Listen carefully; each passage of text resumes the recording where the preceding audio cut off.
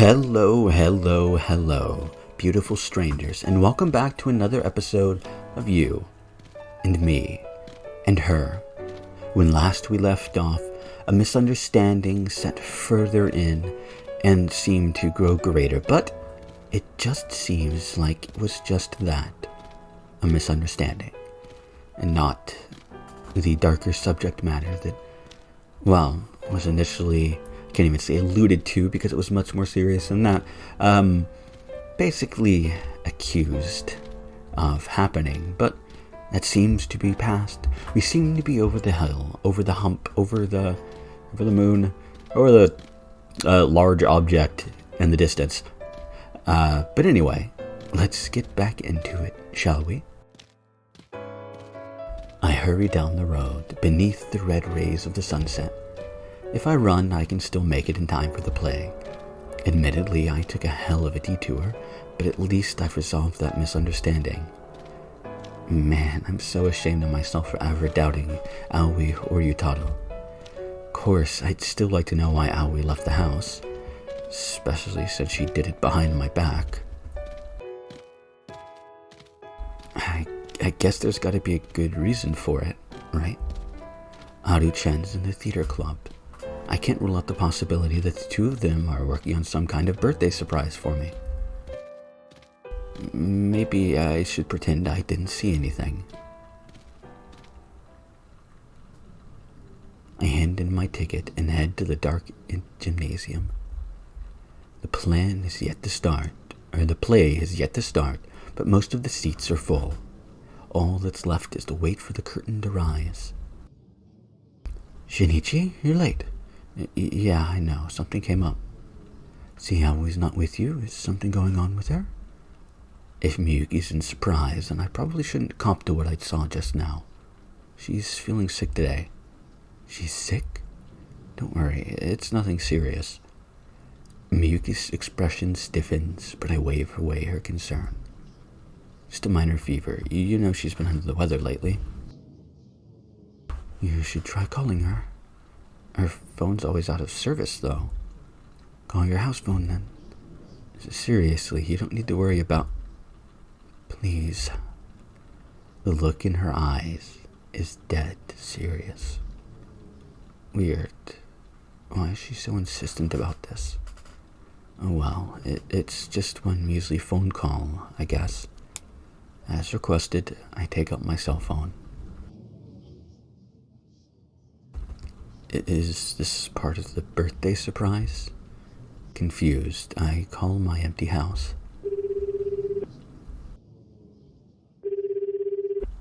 I know Aoi's not there right now, so no one's going to answer. After a handful of rings, I end the call. She wasn't doing too well when I last saw her, so she's probably... Miyuki? You knew it, they're together. I look over to find Miyuki on her phone too. Got it. Okay, I'll head there now. Finished your call? Looks like Aoi didn't pick up, She's probably just asleep. What if she's out with someone? What if she flaked out on her date to go be with someone else? What are you talking about? Come with me. Without another word, Miyuki strides off toward the exit. Wait, what about the play? I told you I stepped down from the lead role. But you went through the trouble of getting me these tickets. I know you better than anyone. I know how kind and brave you are, and most importantly, I know your jealous side. My jealous side? You need to face reality. Now come with me.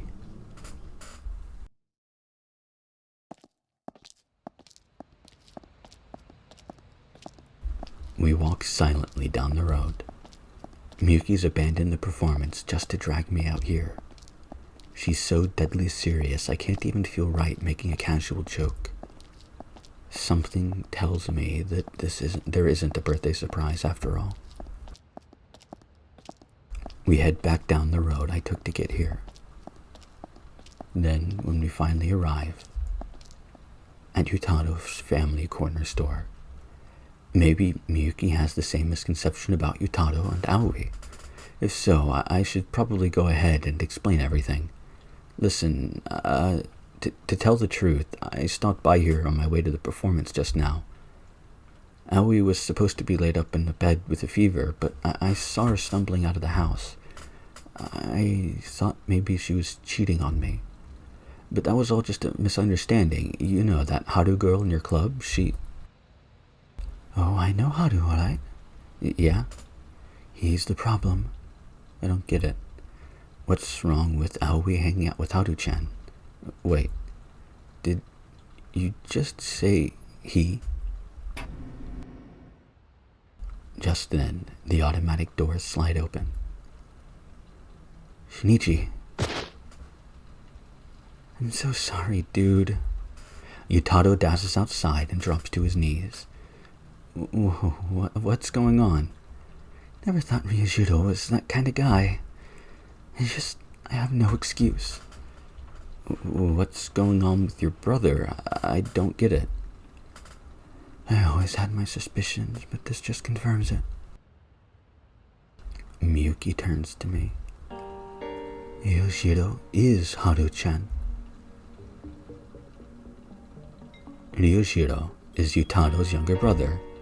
Yutaro's been agonizing over him for days, and now Miyuki claims that he and Haru-chan are actually the same person. But Haru-chan doesn't look like a guy at all. Exactly. Oh, right. Yutaro's told me time and time again about Ryojiro's dangerous good looks. And if I think about it, it does sort of explain some things. Like why she was wearing a guy's uniform at the corner store. Wait, but Haru-chan was wearing a girl's uniform at our school. It's just a costume. In the play, a male character cross-dresses in order to fill in on the girls' softball team. He was wearing a girl's uniform when we first met, so I must have just assumed. Come to think of it, that would explain why she was flustered enough to hide in the prop closet. After all, I'd probably do the same if my brother's friend walked in on me cross-dressing. But isn't his name Ryujiro? Why would he go by Haru? Ever heard of Haru wa Akabono? No. Of course. In spring it is the dawn. That famous quote by Sei Shonagon or whatever. So, has it sunk in yet? Haru-chan is a guy. Aoi threw her date with you in order to with you in the trash in order to go see some other man. Miyuki thrusts the cold, hard reality in my face. Pointless as it is, I still try to stick my head in the sand. Maybe they're working on a birthday surprise for me. You know, some fun little... I think, deep down, I knew. Yutaro chokes the words out. Remember when I told you Ryujiro got himself a girlfriend? Looking back, that was right around the time Muko started coming by the store. Lately, they've been spending a lot of time out and about together. Aoi was often seen visiting Catnip with a friend. And Ryujiro is a big fan of visual novels and games and stuff, so they'd have all these intense conversations. Shinichi, pull yourself together. Miyuki? Aoi lied to you, broke off your date plans in order to be with another guy, but that's all we know for sure. We don't have proof that she's actually cheating. My sight goes fuzzy. Maybe the rumors were right. She tricked me, betrayed me, and now she's with another guy. We need you to believe everything. This can't be real. Your feelings can wait until after you learn the truth. Let's go. Blinded by despair, Miyuki's voice is the one guiding light left in my darkness. Clinging to that faint hope, I walk down the road. And take a drink. Because I think we need it at this point. Christ. Ryujiro's on answering his phone, so this is the only place I can think of to check. He shares an apartment here with one of his model friends. It's their dressing room or whatever. Here? Yeah, his friend's at the height of popularity, apparently.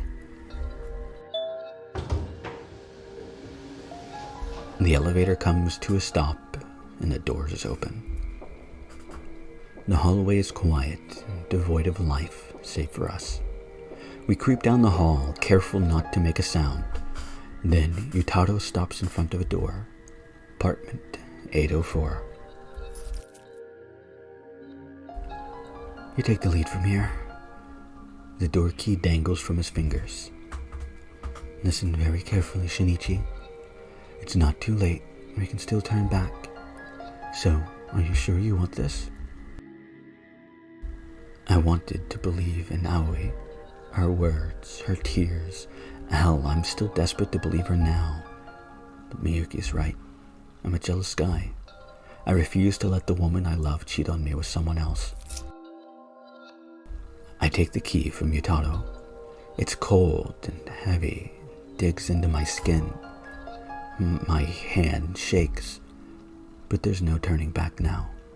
No matter what waits for me beyond this door, whether or not I can accept reality I find there. Pinning all my hopes and fears into the key, I stuff it into the lock. Slowly, quietly, I turn the key.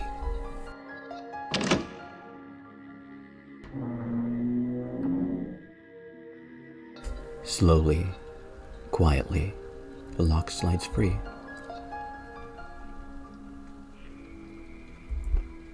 We walk silently into the apartment. The faintest shuffle of our footsteps sounds deafening. I hold my breath, clutch at my chest, and let my feet carry me forward. The apartment is empty.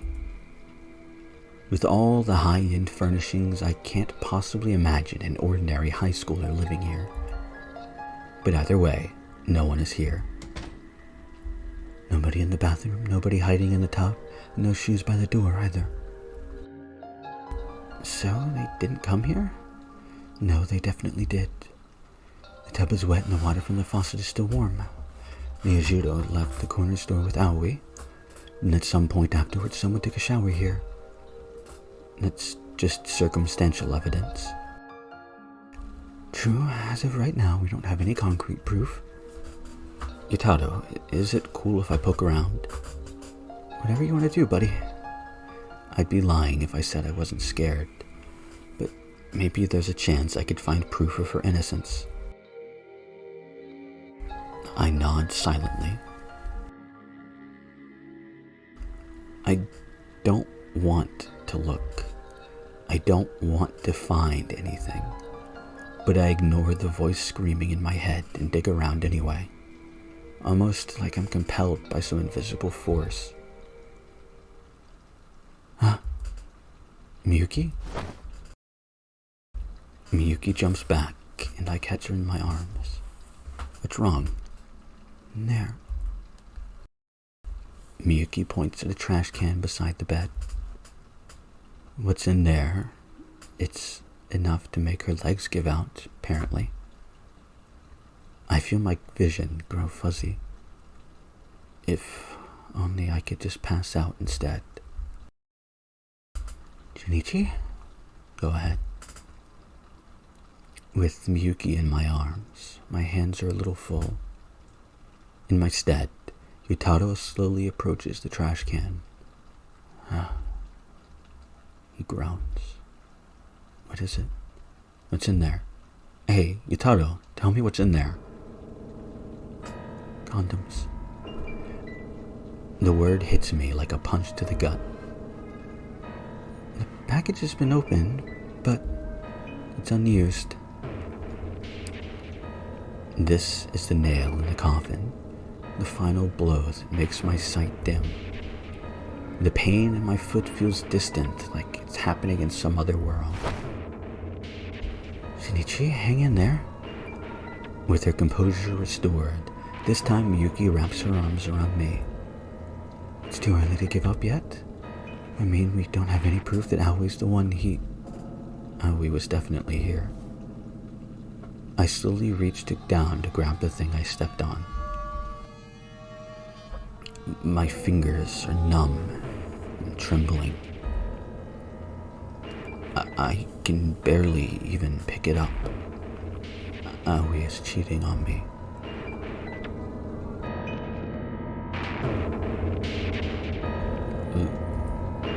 Lying on the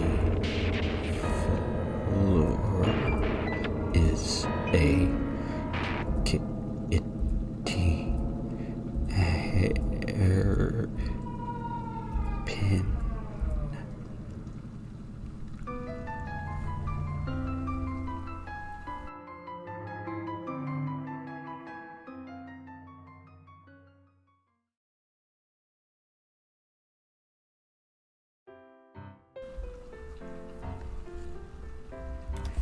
And that, I know it's short, and I don't want to do too many short episodes, but I'm tired. I'm exhausted. I want to go to sleep. I want to finish my drink and then go to sleep, which isn't going to take very long. But,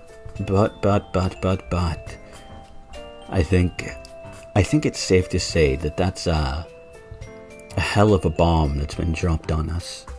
Really, it is. And so, next time, I think we'll deal with the fallout of that.